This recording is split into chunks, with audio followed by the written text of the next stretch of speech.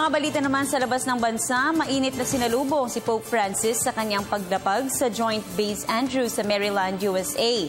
Ang eroplano ng Papa na kilala bilang Shepherd ay naglanding alas 3:49 ng hapon, oras Amerika. Mismo ang US First Family na sina President Barack Obama, Michelle at dalawa nilang anak ang sumalubong sa paglabas ng Santo Papa sa eroplano. Naroon din sina Vice President Joe Biden at iba pang US officials. Nakadaupang paladri ng Papa ang hanay ng mga cardinals. Bago ang kanyang US visit, nagmula si Pope Francis sa 4 na araw na pagdalaw sa Cuba. Sa iba pang balita, sa labas ng bansa, mga taga-Thailand nababahala na sa kalagayang pangkalusugan ng kanilang hari.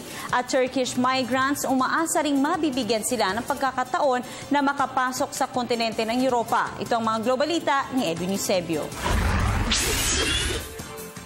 Nababahala na ngayon ang mga Thailand ng kalusugan ng kanilang hari.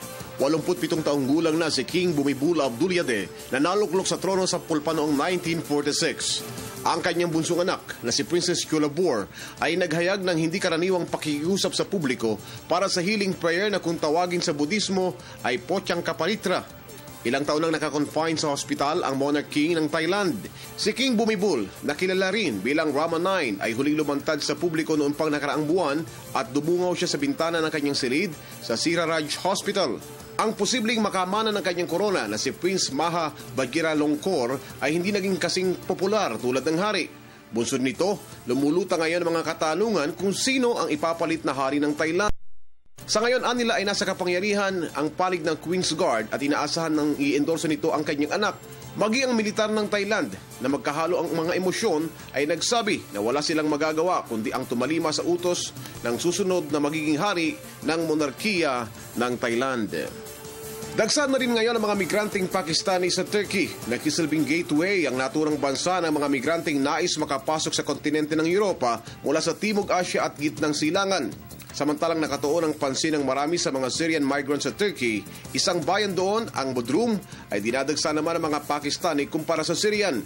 Marami sa mga Pakistani ang naghahanda na rin sa gagawing pakikipagsapalaran ng mga ito sa paglalayag sa karagatan sa layuning makaabot at iba pang destinasyon sa kontinente ng Europa. Naniniwala ang mga migrante na mas maayos ang kanilang hinaharap at magiging edukasyon sa alinmang bansa sa Europe.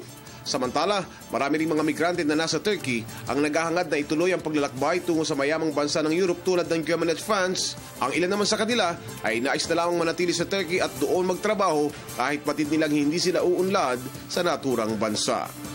Para sa Telebisyon ng Bayan, Edwin Eusebio.